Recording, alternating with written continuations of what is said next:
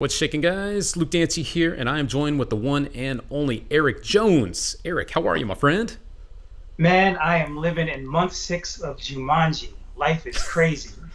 It is very, very crazy times right now for all of us. I know you and I were talking about some of the things you're trying to get done so you can get back out and start performing again, man. The struggle is real, Yeah, huh?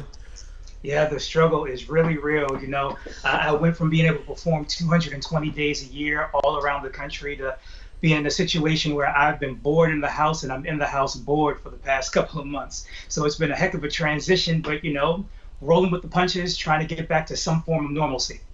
Yeah, I hear you, man. But I hope the most important thing is you are staying safe out there. You're healthy, you're okay. I know you're stuck at home, but you're okay, though, right?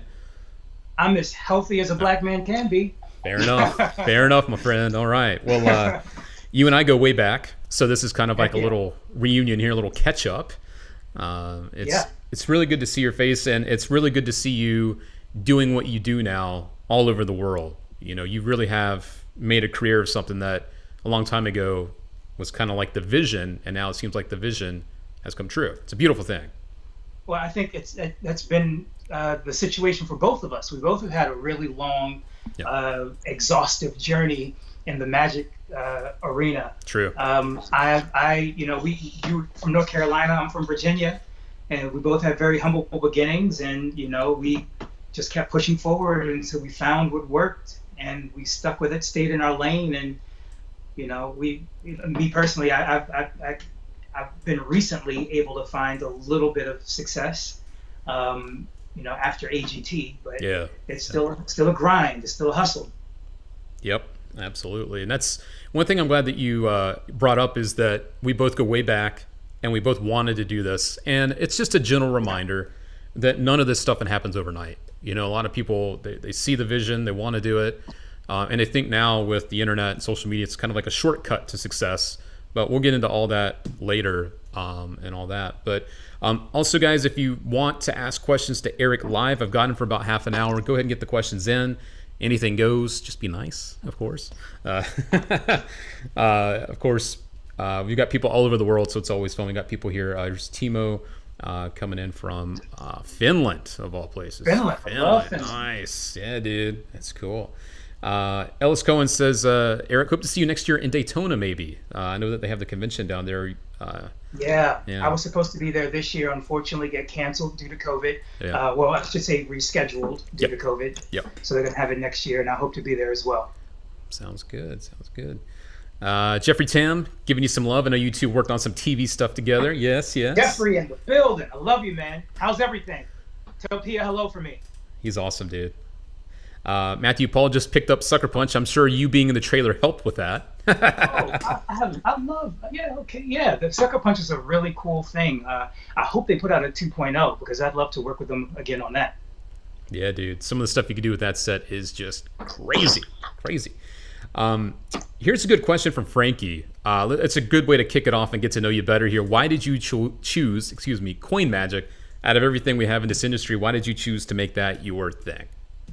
Well, Frankie, first, thank you so much for the question. The truth of the matter is, when I was first learning coin magic, the very first piece of magic that I saw face to face was in a magic shop in Richmond, Virginia called Divine Magic and Novelties. Look it up. It's a beautiful shop, still in operation. We don't have many brick and mortar shops left available in the world. The guy behind the counter was a guy named Hun Wu, and he showed me a trick with a little dime, a little penny, and a jelly jar. And it fooled me completely. But I was a broke kid at the time, didn't have any money on me when I walked into the place, so I didn't buy anything. I went home and I tried to recreate the trick that I saw by putting dimes and pennies between my fingers and dropping them into the jelly jar in different ways to try to create or recreate the magic. When I went back in, I showed him what I'd come up with, and he laughed at me pretty much. Then he showed me the actual method behind the trick, and I was mind blown. I had no idea what a gaffed coin was. So I had a few dollars, so I bought that trick. I also bought a book called Bobo's Modern Coin Magic, and I also bought a video by Michael Lamar called The Complete Introduction to Coin Magic. Only because I wanted to find out more about what coin magic was about. As I continued my journey, I picked up a book by Edwin Sachs called Sleight of Hand. And in that book, he outlays a path for how to study magic, what he feels to be the right way. He says you should begin doing coin magic. That way you can learn how to hold out comfortably so that your body language doesn't tell that you're holding out. Then you learn card magic. That way you can learn how to communicate with the audience and how to tell a story. And then from that point, you can branch out into mentalism, to stand-up magic, or into grand illusion, depending on what you want to do and how you want to go from there. So I've kind of taken the Sachs sleight of hand approach in that I spent about 10 years solely focused on coin magic. Over the past 10 years, because I've been in magic 20 years now, I've split my focus between card magic and stand-up magic. I really haven't really delved into mentalism as much as I would like, but that is for the next 20 years, between that and the grand illusion magic. So yeah, I got started because Edwin Sachs told me to. Nice. That's a short answer. Speaking of grand illusion, I did notice that when you were popping up on this show, Eric Jones, America's Got Talent, you actually started to dabble with some of the bigger stuff. At one point, you were doing a bigger size illusion, which was pretty cool to see. It was a nightmare, is what it was. God. All right. So when you apply to go into a show like America's Got Talent, yes, they want to see what you're capable of, but they also want to push you to the limits. And when I say push you to the limits, they tell you no a lot. Got it. I had a few acts that I thought would have been good, that were in my wheelhouse, in my comfort zone, that I thought would have been good, that would have carried me to the finals if I made it to the finals. Got it. And what happened is they started looking at the pieces of magic that I'd chosen, and they said, nope, you can't do that. Someone's done that, something that looks like that before. Nope, you can't put that inside of another object. That's already been done before. Nope, you can't make yourself disappear because that's been done before. And they started whittling away at everything that I was comfortable with. And it got to the point that after my second round, they were saying, you need all new stuff. And I'm like, what? What do you mean I need all new stuff? Like, I've been doing this magic 15 years. It's what I'm the most comfortable with. I know how to concentrate on the performance of this piece of magic so that I can be on autopilot with the magic, because I need to focus on the judges. I need to focus on the live audience. I need to focus on the people who are watching at home. And they're like, nope, you gotta, we don't want to see anything that we've seen before. So there were pieces of magic where I was changing magic the night before it aired for 20 million people. And that stage illusion that I did, I had the great help of Don Wayne, cool, and also Mark Kaling. Cool. And I came to them with the idea of saying solid through solid. I had the sucker punch, and I started with the sucker punch, and then I said, it would be really cool if I had a bigger piece of glass, and then I have a card signed, and I can pull that card through the glass. And then it would be awesome if I could walk through that same pane of glass. And I've seen things similar done with a mirror, but nothing with just a solid pane of glass. So Don Wayne, Mark Kalin, and I came up with the way to get that done. Nice. And the truth of the matter is that illusion was delivered 11 days, only 11 days before we filmed live. Wow. And I think, we did an amazing job considering the short amount of time that we had to execute and perform the illusion live. Whew. I mean, how many millions of people again are we talking about? Like 20 something million? Jesus. 22 for my semifinal. Wow. That's nuts, dude. It was crazy. We're starting to get a lot of great questions coming in about that type of stuff, the TV stuff. Also, I wanted to give some love. We've got a couple of our magic dealers watching too. Nice. Give us a chance to ask you a quick question. I've got some of your other things queued up too. Friends at Rest Magic. Any particular downloads of yours that they should maybe highlight or talk about? I've got them all queued up too. So the ones that we stock anyway. I like Harlequin. Yep. And I like Evanesce. Those are ones that I know Murphy's carries that are really good. Evanesce is a really cool vanish of a coin, all sleight of hand, but all very difficult sleight of hand. If you're gonna ask the skill level between 1 and 10, it's a 15. Cool. It's probably the most difficult thing that I've ever done. But the good thing about it is if you're willing to put the work in, for very small audiences like 2 or 3 people, or it's perfect for, if you're doing a Zoom show, Yep. or if you're performing for a camera, because it is very angle sensitive, but it's something that you can do and absolutely destroy audiences with. So that's Evan S. The other, here, we're actually showing it now. Yep. There you go. It's a very clean. Sleeves can be rolled back. You can do it absolutely naked. Oh yeah, it even says it right there. You can do it absolutely naked if you want to. It's a great piece. And this is Harlequin. Yep.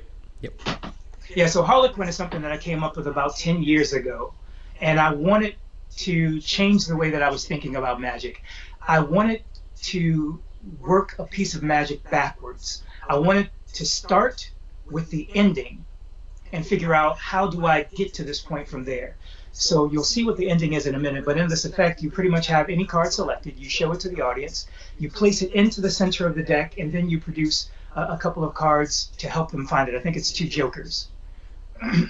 So once the card is lost in the pack, as you see here, you've got the 2 jokers on top of the pack, and then I use an old technique that I came up with years ago called the Ishkibable sandwich, where you produce the selected card. You then can hand that card out to be examined, and then what happens from there is you place the selected card right in between those 2 jokers, and some magic, really interesting magic happens. As you see, the queen goes in between, and then the queen changes, I believe, into a 10, which is a weird thing.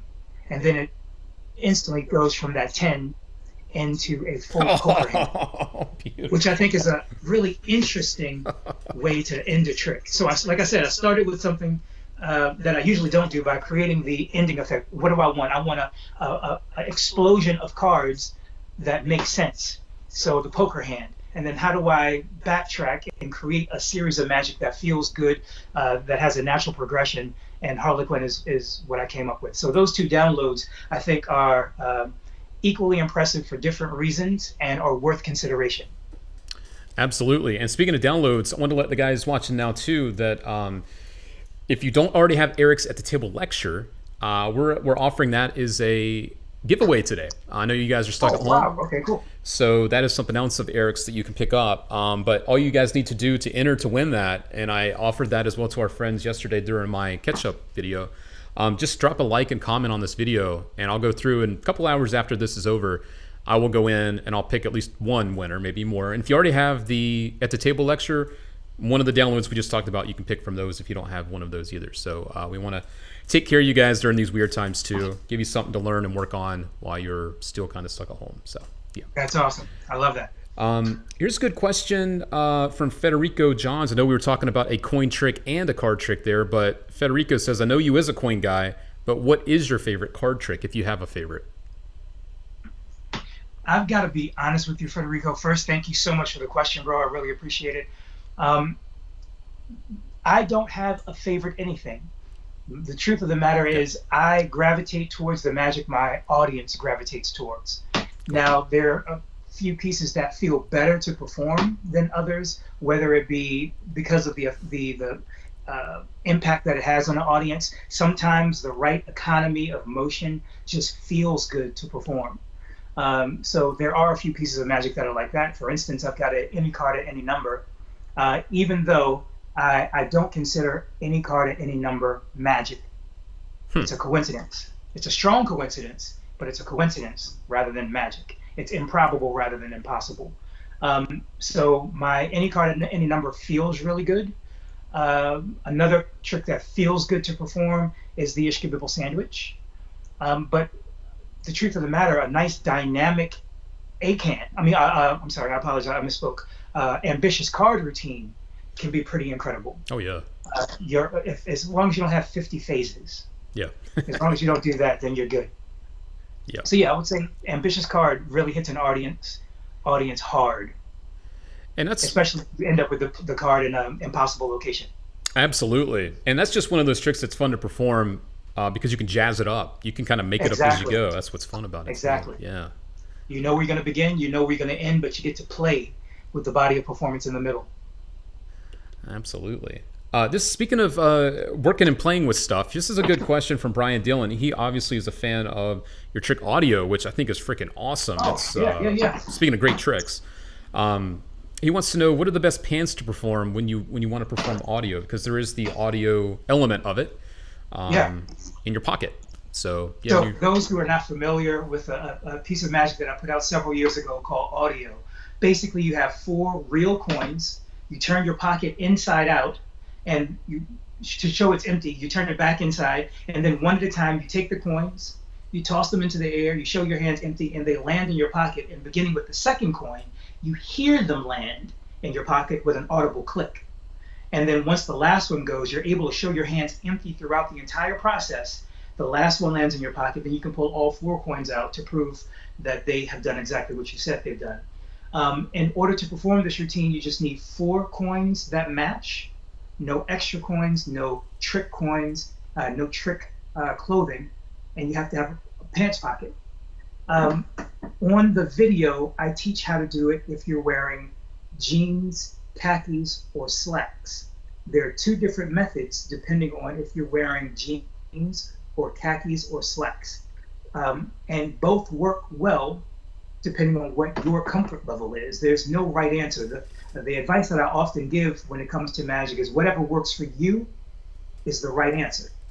But I will say that since I put that video out years ago, and I put an updated handling out with Illusionist in my Middle 4 DVD, I've also come up with a way that you can do the same routine with a shot glass. So if you're in a loud area where people are talking and silverware is clanking, or other things are going on, there's loud music, your audience can really hear the coin land in the pocket because it actually falls into a shot glass inside of your pocket. Nice, very cool. So, yeah, that's an updated handling. If you want to talk about that, you can send me a direct message on Facebook, Instagram, Twitter, Snapchat, or send me an email, eric@ericjonesmagic, and I'll be happy to give you a couple of ideas on how you can get started in that process if you already own the project. Very cool of you, my friend. Very cool of you. And that is one thing, Eric is one of the more popular people in our industry, but he's still very approachable, very connected to the industry, and that doesn't always happen. So when it does, we want to make sure that you guys know about it. So, yeah. Here's a good question from Quentin. I know that you have been able to make a living out of this, and basically Quentin would like to know, what are your tips about the start of making magic a living? If you could, would you have started younger? So we'll break that up into 2 questions there. Yeah. That's a really good question. Quentin, thank you so much for that question. Let's start with the second part of the question first. Would I have started younger? My answer is no. The reason I wouldn't have started younger is because I was still learning. I didn't have enough performance experience. I didn't have enough magic knowledge, magic history, and I didn't have enough guidance in magic when I was younger to have started professionally. I remember the first show that I did, nobody told me it shouldn't have been all coin magic for 45 minutes. I didn't have anyone in my corner to say, Eric, that's a bad idea, bro. So I had to learn the hard way that after the 3rd coins across, that people didn't care anymore. So that's really, really something that I really wish I had younger. It may have helped me along my path. But as far as how to get started as a professional, I don't want to sound discouraging, but just like any other profession, the amount of people who are able to make it so that magic derives 100% of the income that they earn is a very small number of people. Just like very few people who love to play basketball get to play in the NBA. Very few people who love to sing will ever get a recording contract. But don't let that discourage you from performing. Don't let it discourage you from earning money from the performance of magic.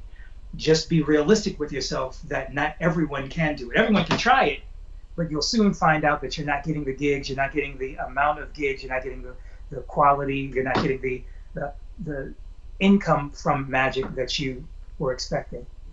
If you have decided that it's something that you want to do with 100% of yourself, you feel it in your heart and your soul that it's what you're meant to do, the same way I feel I was meant to do it, the first thing that I will tell you to do is to have saved between 6 months and a year of salary based on the bills that you have at the moment.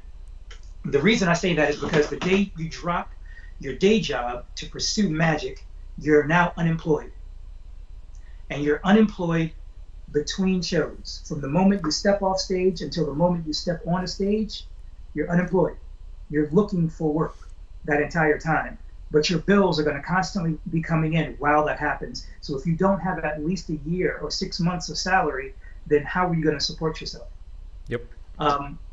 Part of that money is going to have to go into marketing.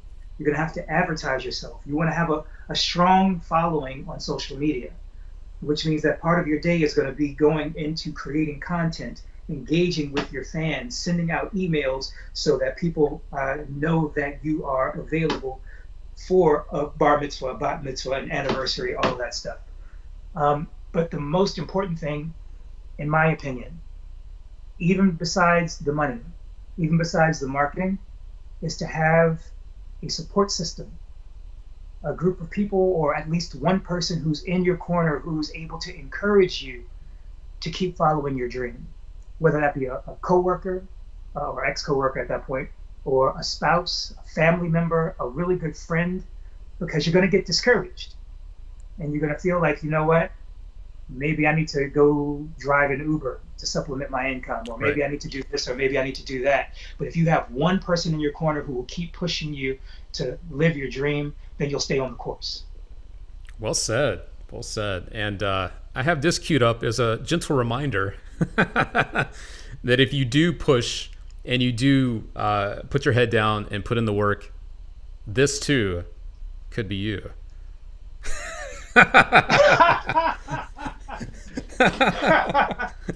Oh my gosh, that was a good day. Why don't we talk about this good day, Eric Jones? So I got really lucky. I got an opportunity. I got a call from a company called Ignite, which is the biggest cannabis company in the country. They're owned by a person that I consider to be the Hugh Hefner of the cannabis world, a guy by the name of Dan Bilzerian. He is got multiple millions of people on both Instagram, Snapchat, Facebook, Instagram, and he has the biggest live stream on Twitch. Crazy.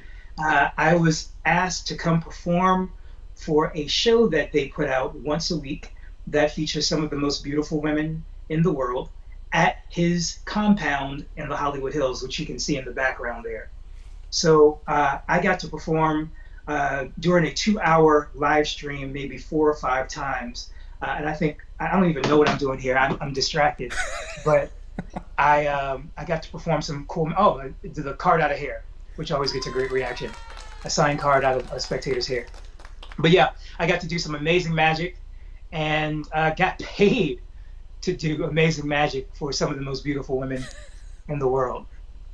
And the best part of the performance, I don't know if you have that here, but there's an old illusion that Di Vernon came up with that he called, I think, the lake trick. I know what you're talking about. Yeah. And the idea of the piece of magic is that you have a playing card signed and selected.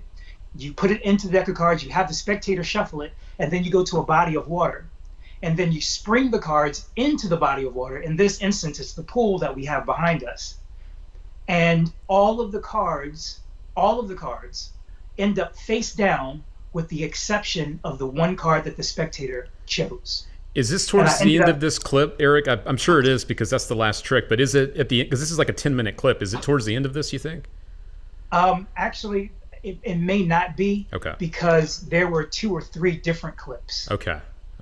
We took a break. They played some games. They brought the guy who tells about all the new types of weed that they sell, and then they brought me back on to do some more magic, and then they did a few more games, and then I came back again for a 3rd time. Okay, gotcha. And it was in the last. It was the last thing because there was no way to follow it up.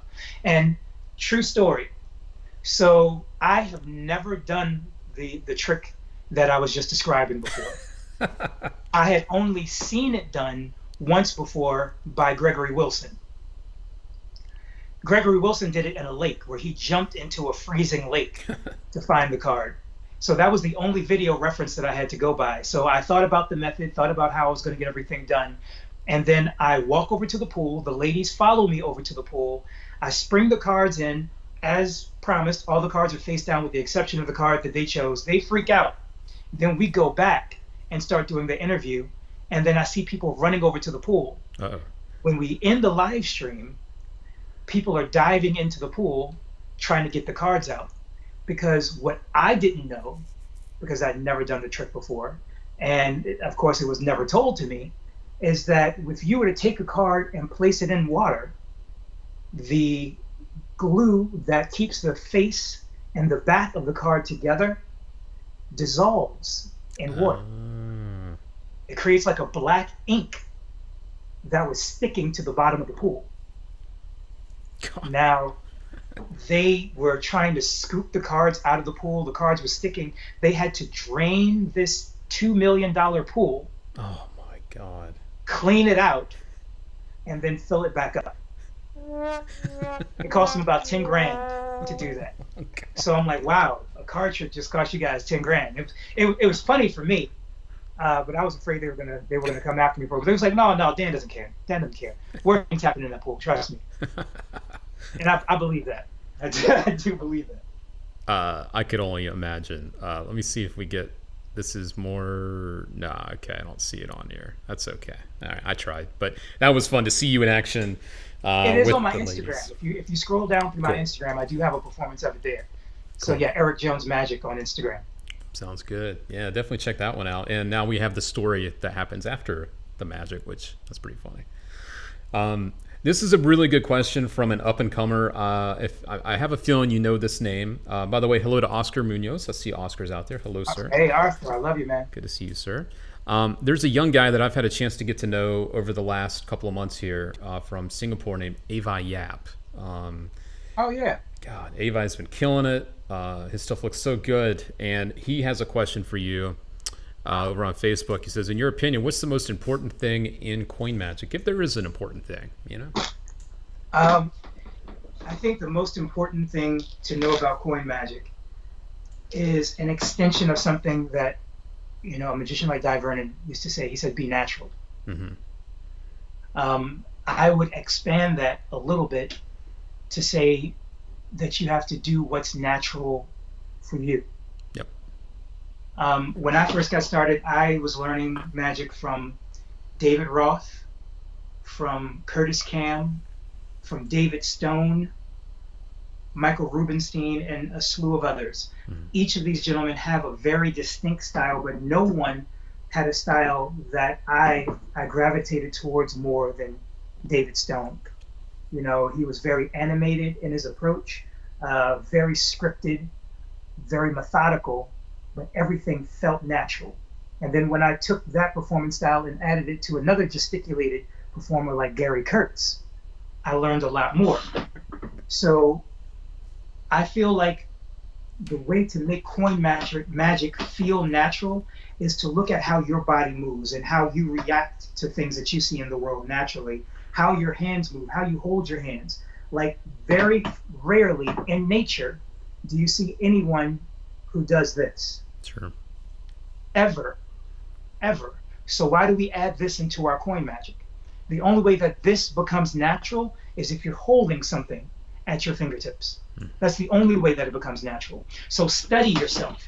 Understand why you do things, why they feel natural for you, and then make your coin magic emulate those actions so that because here's what happened.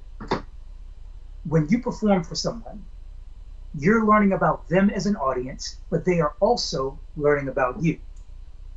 True. As you perform, they're learning how you hold out, even though they don't know you're holding out, but they can sense tension. They can sense that you're showing guilt in certain situations. So as they learn more about you, they're more likely to catch you. So if you study yourself and you slowly start to get rid of the habits that allow you to prevent you rather from telegraphing your sleights, then your audience is going to be a lot less likely to catch you. So just make sure again that you focus on what is natural for you, and that's probably the best advice I can give for the successful performance of coin magic. Very good. I hope Appreciate you. that wasn't too lengthy. Appreciate you, Eric. That's, I mean, people look up to you when it comes to that in particular. I mean, obviously, all of your, I call you a smooth operator because pretty much anything you touch has that Eric Jones touch. I mean, it just looks so smooth. And you've done that for a really long time. And it's no accident. You've put in the work to make it look effortless. So, yeah. Well, I think the reason, first off, everyone should have a definition of what magic is. Well said. And it should be something that is a personal observation of magic. And that's something that I learned from Garrett Thomas. He says you have to create your own. And you don't have to share it with anyone because it's just like, your relationship with your God. You don't have to prove it to anyone. As long as you have it, you own it. So everyone should have their own idea of what magic is. Once you have that idea, then you can start setting parameters for what magic should look like to you. My good friend John Armstrong always discusses putting limitations on magic. He does it the same way a superhero does. A superhero has abilities, they also have weaknesses. So there are things that your character can do, there are things your character cannot do. And when you have those defined and in writing, then it will determine the types of tricks you can do, whether or not you can do a levitation versus just a color change, whether you can do a teleportation versus, just a disappearance and an appearance. All of those things make a huge difference. So that becomes just as important, in my opinion. Right on. Got a couple quick fire questions for you as we start to wrap this up. One of them being, do you still get nervous when you go on stage? Quick fire. The only time I get nervous is when I'm not prepared. Fair enough. All right. Very good. Number 2, who is your inspiration in magic? If there is one or two, maybe there's a little bit of a list, but who are the people that are your inspirations in magic? Working backwards, Justin Wellman is my favorite magician of all time. David Blaine, Chris Angel, but locally, the 4 guys who got me my start in magic in Richmond, Virginia: Hun Wu, John Hitchcock, Bud Smith, and Woody Landers. Oh, Woody Landers, man, that's a name I haven't heard in a hot minute. Wow. Yeah, Wow, I miss it. wow. Another quick fire question coming your way is AGT. Would you do it again? Yes. Okay. But I would prepare. I didn't spend enough time preparing. I went onto the show with things that I already knew when I should have taken more time to prepare things that would look good specifically on television. So that was my mistake, and I would love to have done it again. Okay. Another quick one coming in here is, during the quarantine, what's something positive that you found maybe with your magic, or has there been something in particular that you've worked on during the quarantine? The truth of the matter is I've been on the road 200 plus days a year for over 13 years. I have never in my adult life taken a vacation. Wow. So the 3 months that I've had during the quarantine is the first vacation I've ever had, and I've enjoyed every minute of it. Wow. I would have to say, Eric Jones, if this is you on a work day, I want to be you. Those are few and far in between, trust me. Just saying. Yeah. Let me look through a couple more of these real quick. I want to make sure I get to as many as I can. Sure. Let's see. John Shackelford had a good question about... Hey, John. What was... And that was actually his question, too, about that one. But it was, when it comes to you marketing yourself, as a magician, do you market yourself as a brand, or do you market to brands? You know what I mean? Like, there's two different things. Are you the brand, or are you looking for particular brands to align yourself with? Both. I think you're doing yourself a disservice if you're only doing one or the other. I am, and I always used to tell people that I don't do magic. Magic is who I am. So I have to become the brand. Then you have to decide what that brand looks like, who you affiliate yourself with, and who's consistent with the brand that you're trying to give the world. Yep. And then align yourself with people and companies that share that thought process and that brand. Sure. So yeah, I've been sponsored by companies like Off-White, like I'm wearing a little Off-White today. But I'm trying to align myself with companies like people that you see behind me, like the Cause brand, like Juice Gase, like Alex de Guzman, Hebrew Brantley. These are street artists that I admire, that I support, and I'd love to find a way to align myself with them. Cool. Well, hoping that my brand is in keeping with theirs. Yeah, makes sense. Makes total sense. Another quick one coming in from my buddy Ron Jackson. Action Jackson's out here. Oh, I love Ron. What was the fullest experience like? And I know that one might not be a super quick answer, but it's kind of hard not to ask you that because obviously you crushed it on there. I wouldn't say crushed it. I got lucky. What do you mean by wait? What do you mean by that? What do you mean by lucky? I didn't expect to fool him. I went onto the show looking to get just a quick piece of television that I could use to raise my rates. Got it. And it ended up being a situation where I was surprised that they didn't know what turtles. Well, they knew a turtle, but the the flying turtle, yeah, something like that. So I didn't expect it. I was a little concerned, but and I heard a story since then that Penn knew what it was, but he deferred to Teller's judgment because Teller says that particular coin doesn't work that way. So Penn said right out that I think it's this, and Teller told him no, and that's how they went down that whole turtle path, because Penn was like, okay, well, it seems like it would be this thing, but if Teller says it's not, he's the more knowledgeable magician. So I always tell people that I fooled Teller, I didn't fool Penn. But the entire experience overall was incredible. They're very professional. The entire staff was terrific. I couldn't have asked for anything more. Out of all the television that I've done, it was probably my favorite experience. Nice. Very cool. All right. And you've done a lot of TV, for what it's worth. You've done a lot. Unfortunately, yeah. In a bunch of countries. Yeah, for sure. Two more questions here. I'll get two more Sure. As we start to get to the 40-minute mark here.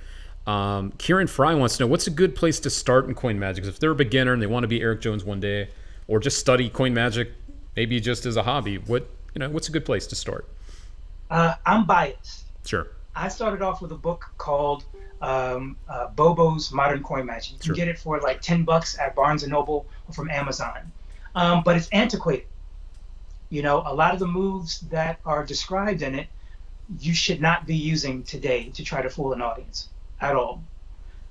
So there was a VHS tape that's now a DVD that I picked up called The Complete Introduction to Coin Magic by Michael Lamar. Mm-hmm. And that was in the early 90s that I got started. Or I'm sorry, for me, the late 90s, but I think it came out in the early 90s. But I think there needed to be a product that fit today's times, today's audiences, today's technology. So I worked with a company called Illusionist to put out a 4-DVD set called the Metal Collection. The first DVD gives you basic information on how to do coin magic, how to hold out, some techniques and some routines that you can do with very little practice or training. The second volume gives you intermediate to advanced sleight of hand technique. The third volume concentrates on gimmicked coins, trick coins that you can buy in a magic shop or from your favorite magic supplier. And the fourth gives you some of the best routines that I've ever invented that I've used on television. So it gives you a full and complete course in coin magic that can get you from day one all the way up to a professional level. And I have those available if you want to reach out to me for $100 for the 4-DVD set. I'm the only person that you can get the 4-DVD set from, but if you're interested in buying just the download, you can get those from illusionist.com. Very good. And speaking of coin resources, Jack Stone wanted to know, our buddy over in Philly. Oh, I love Jack. Yeah, man, he's cool. Have you had a chance to see the new Rubenstein book? It just dropped like a couple days ago. No, it just came out. I'm still waiting for mine to arrive. But the truth, Jack, is I'm still going through Jeffrey Lotta's book. There's so many great routines that it's been keeping me busy. Just from an Elvin Horde is enough to keep you busy for months, because there's so many great nuances and so many things that you can learn by reading between the lines, just like reading Slidini. Jeffrey Lotta was amazing. But yes, again, I'm very interested and very looking forward to getting Rubenstein's new book. I can't wait until it arrives. Absolutely. And I cannot leave out my buddy Ryan Schlutz. He's here too. Ryan! Love that dude. What's going on, bro? We'll end with his because he is the man. What's up, Ryan? Eric, what advice would you give your younger self coming up in magic? So that's a fantastic way to kind of wrap all this up too. So yeah. I would tell my younger self to remain humble. Don't be on your Kanye. Um, I would say save. I would say take more risks and smile more. Nice. Very good. And I don't know if you noticed it or not, Mr. Eric Jones, but I'm going to tilt my hat down a little bit there. I live that every day. Humble, baby, humble. Heck yeah, I love that. I love it. Yep, yep. Yep. It's so important. It is, and it's a great reminder too for everyone out there watching that Eric Jones is one of the guys that's made it to the top of the industry that we all live and breathe in, and he has continued to be humble. So I'm sure if you see him at a convention one day or at a performance Hopefully one day, sooner than later. you will certainly like the person that you're meeting, and he's very approachable, as I mentioned before. And I did want to end on this. I don't think you saw this earlier. My buddy Chase is here. And Chase has something to say that kind of goes along with that. He says, Eric was in town. Chase Goforth. I love Chase. Chase is great, right? You performed for a crowd of almost 20,000 people, and they're still talking about you, even though that happened back in January. So, that's Arkansas. I did it I went to the Arkansas Razorbacks and performed at a halftime show. And I didn't do anything special. I only had like 4 minutes.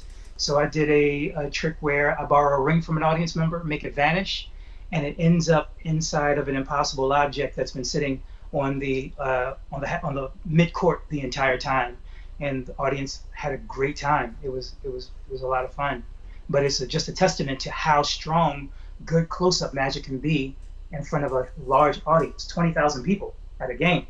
It was a good time. Yeah, well said. And also just a testament to it's about the person, not just the tricks. You know, if you connect those two things, you got it made. The audience, yeah, you got it. And speaking of good people, got to give a shout out to this guy. Paul Cummins is watching as well. He says hello to both of us. I love Paul. Good to see you, sir. Up in Smoke is still one of the best videos on Deep Back Palm on the planet. True that.